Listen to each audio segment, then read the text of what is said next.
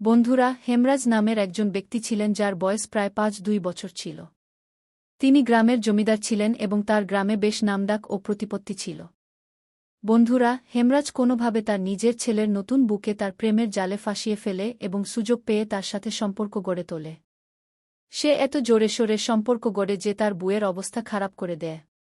তার বউও তার শ্বশুরের পূর্ণ সহযোগিতা দিচ্ছিল এবং চরম সুখ উপভোগ করছিল। সে এমন চরম সুখ পাচ্ছিল যা তার স্বামীর কাছ থেকে কখনোই পায়নি। বন্ধুরা, এই দুজনের এই কামনার খেলা প্রায় ৩ মাস ধরে চলে। কিন্তু ৩ মাস পর তাদের সাথে এমন কিছু ঘটে যা কেউ কল্পনাও করেনি যে শেষ পর্যন্ত এমনটি কিভাবে ঘটল। হ্যাঁ বন্ধুরা, আজকের এই ঘটনা শুনে আপনাদেরও হয়তো খুব অবাক হবে। তাই এই ভিডিওতে আপনারা শেষ পর্যন্ত থাকুন। বাকি বন্ধুরা, আপনাদের কাছে আমার একটি ছোট্ট অনুরোধ, ভিডিওটি লাইক করে চ্যানেলটি সাবস্ক্রাইব করুন এবং যত বন্ধুরা আমাদের এই ভিডিওটি যেখান থেকে দেখছেন তারা কমেন্টে নিজের নাম ও শহরের নাম অবশ্যই লিখুন যাতে পরের ভিডিওতে আমরা আপনার নাম নিতে পারি। আসলে বন্ধুরা, এই সত্য ঘটনাটি রাজস্থানের জয়পুর শহরের। জয়পুর শহরের অন্তর্গত একটি ছোট্ট পরিবার ছিল। পরিবারের প্রধান ছিলেন হেমরাজ, যার বয়স প্রায় ৫-২ বছর ছিল। তিনি ছিলেন হট্টগোট্টা পহলবানের মতো মানুষ এবং গ্রামের জমিদারও ছিলেন। গ্রামে তার বেশ প্রতিপত্তি ও নামডাক ছিল, তাই গ্রামের লোকেরা তাকে অনেক মান্য করত এবং তাদের সমস্যা নিয়ে তার কাছেই আসত। তার কাছে প্রচুর টাকা ও জমিজমা ছিল, অনেক নৌকর-চাকর তার বাড়িতে কাজ করত। তার স্ত্রীর ৩ বছর আগেই ক্যান্সারে মৃত্যু হয়। হেমরাজের একমাত্র ছেলে রমেশ, যার বয়স প্রায় ২-৪ বছর ছিল। রমেশ তার পড়াশোনা শেষ করে একটি কোম্পানিতে ইঞ্জিনিয়ার হিসেবে কাজ করত। রমেশ ২-৪ বছরের যুবক হয়ে গিয়েছিল, তাই তার বাবার তার বিয়ের চিন্তা হচ্ছিল। তিনি ভাবছিলেন যত তাড়াতাড়ি সম্ভব তার ছেলের বিয়ে দেবেন। তাই তিনি তার অনেক বন্ধু ও আত্মীয়দের বলেছিলেন যে তিনি তার ছেলে রমেশের বিয়ে করতে চান, যদি কোনো ভালো মেয়ে থাকে তবে জানাবেন। বন্ধুরা, এইভাবে ২ মাস সময় কেটে যায়। ২ মাস পর একটি সম্পর্ক আসে। সেই মেয়ের নাম রিনা, যার বয়স প্রায় ২-০ বছর ছিল। রিনা দেখতে খুবই সুন্দরী ছিল, তার সৌন্দর্যে সবাই মুগ্ধ ছিল। কিন্তু রিনা কাউকে পাত্তা দিত না। এখন হেমরাজ তার ছেলেকে নিয়ে রিনাকে দেখতে তার বাড়িতে পৌঁছে যান। কিছুক্ষণ পর যখন রিনা হেমরাজের সামনে আসে, তখন হেমরাজ তাকে এক নজরে পছন্দ করে ফেলে এবং রিনার বাবা-মাকে বলে যে তাদের মেয়ে তাদের পছন্দ হয়েছে। তারপর হেমরাজ তার পকেট থেকে ৫,০০০ টাকা বের করে রিনার হাতে দেয় এবং তাকে বলে যে আজ থেকে তুমি আমাদের বউ। এখন তাদের সম্পর্ক পাকা হয়ে যায় এবং প্রায় ২ মাস সময় এভাবে কেটে যায়। ২ মাস পর সেই দিন আসে যখন রমেশ বর হয় এবং বরযাত্রী নিয়ে রিনার বাড়িতে পৌঁছে যায়। তারপর রমেশ ও রিনার বিয়ে হয় এবং রমেশ রিনাকে তার বউ বানিয়ে নিজ বাড়িতে নিয়ে আসে। এখন রিনা তার রুমে বসে তার স্বামী রমেশের অপেক্ষা করছিল। রাত প্রায় ১:০০টার দিকে রমেশ তার স্ত্রীর রুমে যায়। যখন সে তার ঘোমটা তোলে তখন তাকে দেখে খুব খুশি হয় কারণ তার স্ত্রী খুবই সুন্দরী ছিল। তারপর সে ভাবতে থাকে যে আজ সে জোরে সোরে সুহাগরাত পালন করবে। প্রথমে সে রিনার সাথে কথা বলে, রিনাকে জিজ্ঞাসাবাদ করে, নিজের সম্পর্কে বলে। কথোপকথনে ১ ঘণ্টা সময় কেটে যায়। তারপর তারা একে অপরের সাথে সুহাগরাত পালনের প্রস্তুতি নিতে থাকে। তারপর রমেশ যখন রিনার সাথে সুহাগরাত পালন করে, তখন ২ মিনিটের মধ্যেই সে ডিসচার্জ হয়ে যায় এবং ঘুমিয়ে পড়ে। এখন রিনা ভাবছিল যে সে তো এই রাতকে একটি স্মরণীয় রাত বানাতে চেয়েছিল, কিন্তু আমার স্বামী তো আমার সাথে থাকলি না। সে এও ভাবছিল যে প্রথম রাত, মানুষের মধ্যে প্রথম রাতে ভয় থাকে, হয়তো এই কারণেই ২ মিনিটের মধ্যেই ডিসচার্জ হয়ে গেছে, যার কারণে সে আমার সাথে থাকতে পারেনি। এখন রিনা এই চিন্তাভাবনা নিয়ে ঘুমিয়ে পড়ে এবং পরের রাতের অপেক্ষা করতে থাকে। তারপর পরের রাত যখন আসে, তখন রিনা রাত ৯টার দিকে ০০ বাজে তার ঘরে বসে তার স্বামীর আসার অপেক্ষা করছিল। তারপর ৯:০০ বাজে রমেশ রিনার ঘরে যায় এবং ঘুমাতে শুরু করে। তখন রিনা তাকে বলে, তুমি ঘুমাচ্ছ?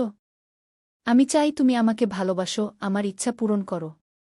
কাল আমাদের সুহাগরাত ছিল। এটি ছিল তাদের হানিমুনের রাত। আমি চেয়েছিলাম এই রাতটি আমরা একটি স্মরণীয় রাত করে তুলব, কিন্তু তুমি আমার সাথে সহযোগিতা করনি এবং মাত্র ২ মিনিটের মধ্যে ডিসচার্জ হয়ে তুমি ঘুমিয়ে পড়লে। শেষ পর্যন্ত আমারও কিছু ইচ্ছা আছে। আমারও শারীরিক প্রয়োজন আছে। যদি তুমি এগুলো পূরণ না করো তাহলে কে করবে? তারপর রমেশ তাকে বলে যে আমার ঘুম পাচ্ছে।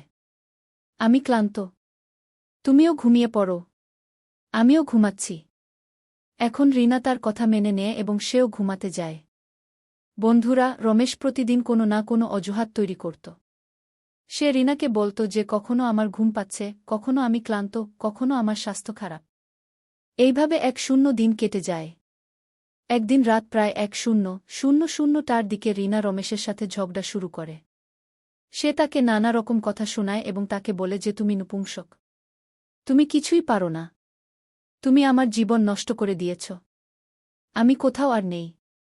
যদি আমি জানতাম তুমি এমন হবে তাহলে আমি তোমাকে বিয়ে করতাম না। এখন এই সব কথা বাইরে দাঁড়িয়ে তার শ্বশুর শুনছিলেন। এখন রিনা তার স্বামীকে নানা রকম কথা শোনাচ্ছিল। তাকে বকছিল। তার উপর রাগ করছিল। তারপর রমেশ রিনাকে বলে যে আমি অনেক হাকিমদের দেখিয়েছি। অনেক ওষুধও খেয়েছি, কিন্তু যখন এগুলোতে কিছুই হয়নি তখন আমি আর কি করতে পারি? তারপর রিনা তাকে গালাগালি করে বাইরে চলে আসে। তারপর রান্নাঘরে যায় এবং একটি সবজি নেয় এবং সেখানেই সে তা করতে শুরু করে। ঠিক তখন কিছুক্ষণ পর রান্নাঘরে তার শ্বশুর হেমরাজ আসেন এবং তার বুকে এসব করতে দেখে তার রোমাঞ্চিত হয়ে যায়। তিনি হতবাক হয়ে যান।